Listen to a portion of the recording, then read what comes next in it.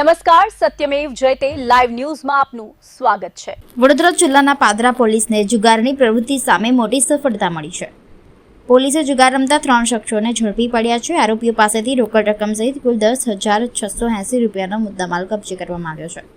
વડોદરા જિલ્લામાં દારૂ જુગારની પ્રવૃત્તિ પર લગામ કસવા પોલીસ દ્વારા સતત કાર્યવાહી કરવામાં આવી રહી છે, ત્યારે પાદરા પોલીસને બાતમીના આધારે જુગારનો ગણનાપાત્ર કેસ ઝડપી પાડવામાં સફળતા મળી છે। પોલીસની ટીમે બાતમીના આધારે કાર્યવાહી કરતા જુગારે રમતા 3 શખ્સોને ઝડપી પાડ્યા હતા।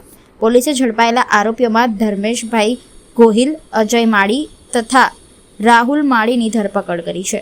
પોલીસે આરોપીઓ પાસેથી પત્તાપાના નંગ 52, જુગાર રમવા માટે ઉપયોગમાં લેવાયેલા હાથ રૂમાલ નંગ 1, જમીન દાવના રોકડા રૂપિયા 4,850 અને અંગ ઝડતીના રૂપિયા 5,830 એમ મળીને કુલ રૂપિયા 10,680નો મુદ્દામાલ કબજે કર્યો છે।